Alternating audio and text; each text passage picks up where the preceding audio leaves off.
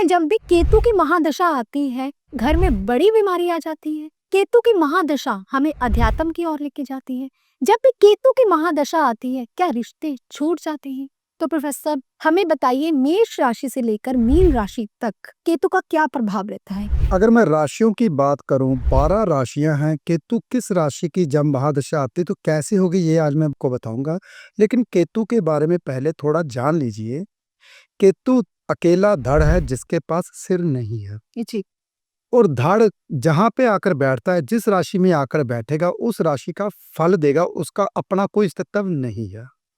केतु मिथुन राशि में नीच के माने जाते हैं और धनु राशि में उच्च के माने जाते हैं। धनु राशि में अच्छे होते हैं, यानी कि बृहस्पति की राशि में उच्च के होते हैं। केतु को पहले अच्छे ढंग से जान लीजिए। वो जिस घर में बैठते हैं उस घर को तड़फाते हैं, उस घर के प्रति वो चीजों को इंसान तड़फता रहता है। पहले ये 4-5 चीजें हमेशा याद रखिए। अब महादशा के ऊपर आते हैं। मेष राशि जो अग्नि राशि है, पहला घर है। जब कभी केतु की मेष राशि की महादशा आती है तो इंसान को खून के रिलेटेड प्रॉब्लम होनी शुरू हो जाती है, पराक्रम कम हो जाता है। क्योंकि अग्नि राशि में जब कभी केतु आएगा जिसके पास सिर नहीं है तो क्या करेगा? लड़ाई झगड़े बढ़ेंगे उसके, और घर में बीमारी आ जाएगी, परेशानियों का सामना करना पड़ेगा। धार्मिक स्थान पे जाएगा, वहां पे मन नहीं लगेगा, घर वापस आ जाएगा। तो मेष राशि के लिए केतु की महादशा कभी भी अच्छी नहीं होती। कईयों किताबों में लिखा है कि महादशा उनकी अच्छी होती है, लेकिन समझना है आपने, किताबों के ऊपर नहीं जाना। आजकल मैं स्टडी भी करवा रहा हूँ। शनिवार को शाम को 4 बजे लाइव होता हूँ। वहां पे लाइव में आप स्टडी सीख सकते हो ज्योतिष की, उसके बारे में बहुत बारीकी में बताता हूँ।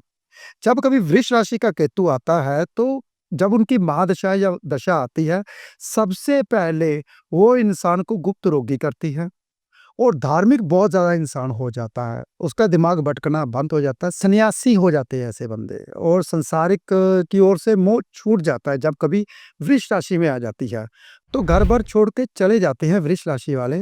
वृष राशि वाले इंसान जो होते हैं आध्यात्मिक ज्यादा हो जाते हैं। अब बात करते हैं मिथुन राशि की। जब कभी मिथुन राशि की महादशा आती तो करवाती क्या है? जो भी आपका पराक्रम काम चल रहा है, एकदम से काम डाउन होना शुरू हो जाता है। बीमारी आपको घेर लेगी, यहाँ भी बीमारी नहीं छोड़ती। केतु बीमारी का कारक है, लंबी बीमारी देता है, कारोबार को डाउन करता है और दरिद्रता घर पे लाके आता रहता है। तो जो कुआड़ है धीरे धीरे जुड़ना शुरू हो जाता है जब कभी मिथुन राशि में केतु की महादशा आ जाती है।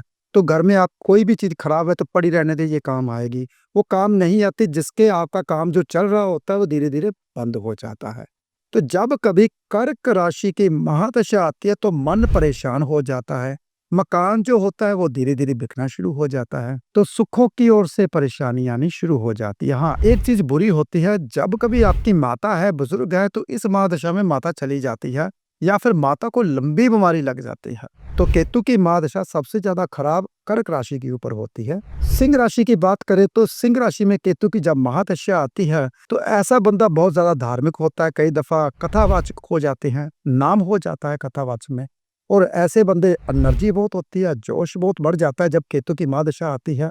तो कोई ना कोई घर में सदस्य जो होता है वो धीरे धीरे बीमार रहना शुरू हो जाता है बुजुर्गों में।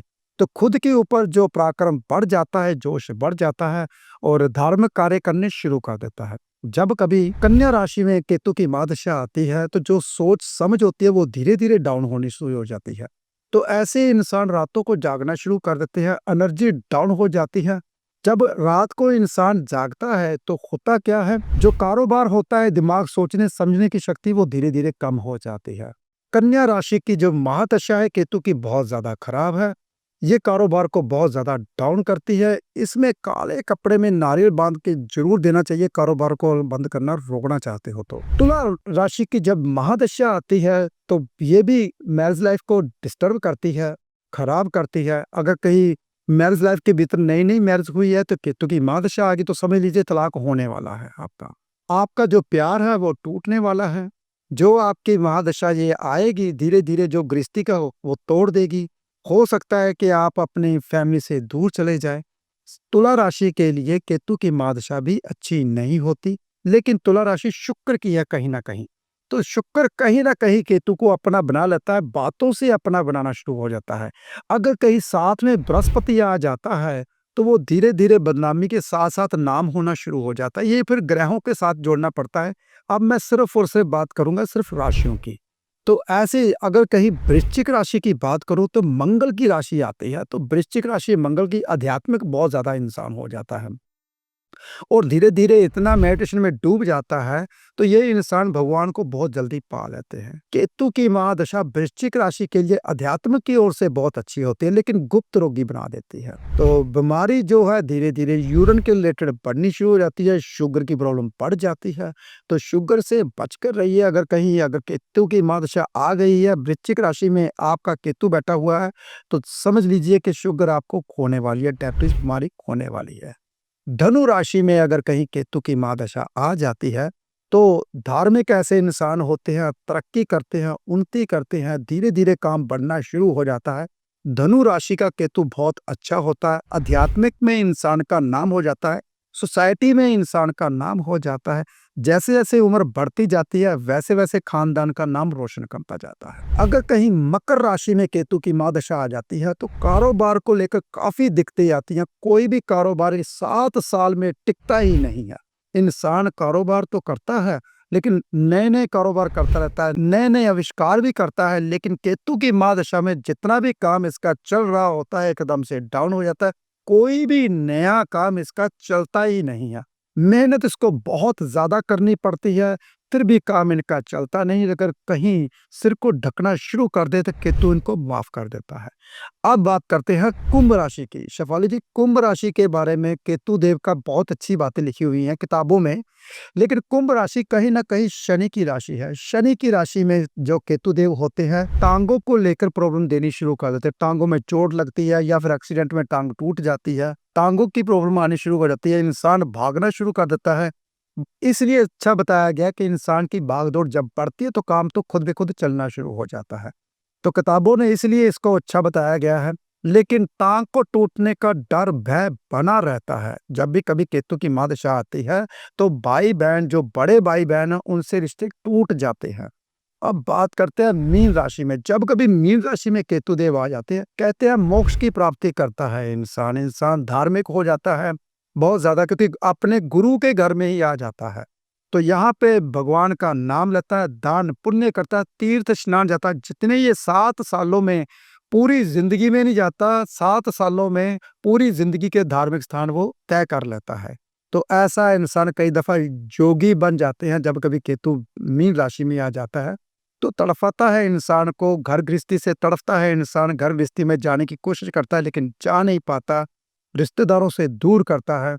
और केतु मीन राशि का अच्छा ही माना जाता है खुद के लिए। तो प्रोफेसर साहब, अभी आपने बताया कि केतु की महादशा का फल मेष राशि से लेकर मीन राशि तक, कि मेष राशि में ये प्रभाव रहेगा, वृष में ये रहेगा, मिथुन में ये रहेगा।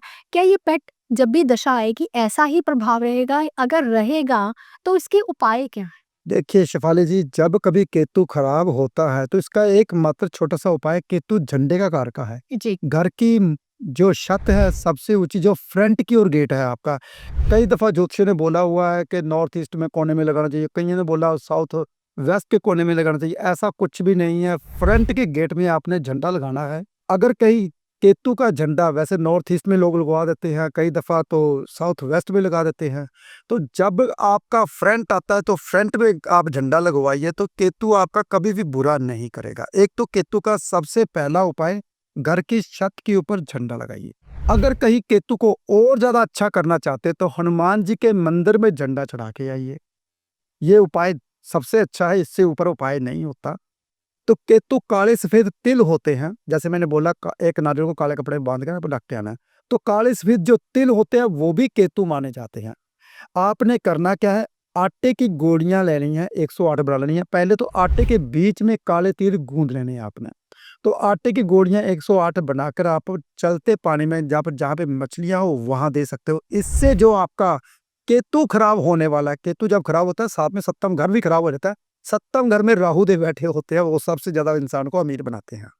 तो अगर आप 108 आटे की गोलियां मछलियां को डालते हो बुधवार के शाम के समय में, तो जो कि केतु आपको खराब होने वाला, जो राहु आपका पैसा छीनने वाला, वो कभी नहीं खराब जाएगा। सिंपल साधारण सा उपाय मैंने आपको दिया, जो घर में बैठ के कर सकते हैं। तो प्रोफेसर साहब आपने बहुत अच्छा उपाय बताया कि केतु की अगर महादशा आपकी भी चल रही है तो आप ये उपाय करके इसका अच्छा फल ले सकते हैं। तो हर शनिवार प्रोफेसर गुरदीप हुड्डा जी लाइव होते हैं शाम 4 बजे। अगर आप ज्योतिष सीखना चाहते हैं तो आप उनके साथ जुड़ सकते हैं।